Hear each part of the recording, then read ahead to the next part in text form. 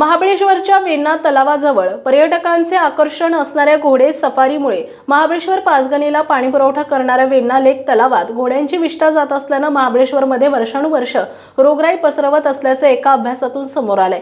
पुण्याच्या गोखले राज्यशास्त्र आणि अर्थशास्त्र संस्थेनं परीक्षण केलेल्या अहवालातून ही बाब निदर्शनास आली आहे। या भागातील घोड्यांची ही विष्ठा तलावाच्या पाण्यात मिसळत असल्यानं अतिसार, अन्नविषबाधा, श्वसनाचा तीव्र संसर्ग, बुरशीजन्य संसर्ग आणि टायफॉइड असे आजार स्थानिक नागरिकांना होत असल्याचं स्पष्ट झालंय।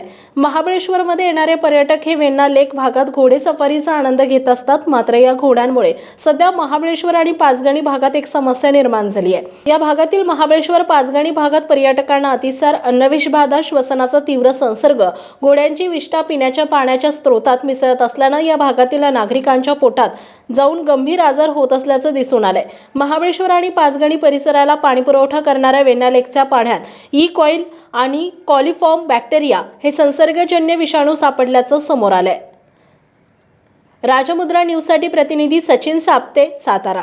इथलं वेण्णा लेकचं पाणी खूप मोठ्या प्रमाणात दूषित झालेलं आहे। या ठिकाणी बॅक्टेरिया सापडलेला आहे आणि पुण्याच्या गोखले इन्स्टिट्यूटनं तशी पाहणी करून तसा निष्कर्ष काढला आहे। याच्याबाबत आपण काय उपाययोजना पुढे करणार आहोत, कारण या ठिकाणी जर हे घोडे असेच वावरत राहिले तर मात्र लोकांच्या जीवनावर खूप मोठा परिणाम होईल, आजारपण सुद्धा लोकांना येते। गोखले इन्स्टिट्यूटने जे रिपोर्ट तयार केलेली आहे ते आम्हालाही त्याने काही दिवसापूर्वी उपलब्ध करून दिली होती।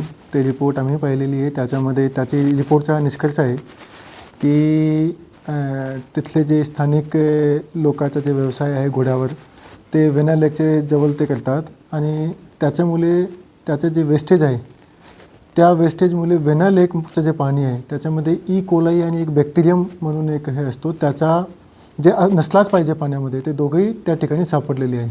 आणि त्याच्यामुळे गोखले इन्स्टिट्यूटची जी स्टडी आहे त्याच्यामध्ये हाही दिसत आहे की मागचे काही वर्षापासून जे पोट संदर्भात जे रोग असतात जसं की डायरिया, त्याची संख्यामध्ये थोडीशी वाढ दिसत आहे।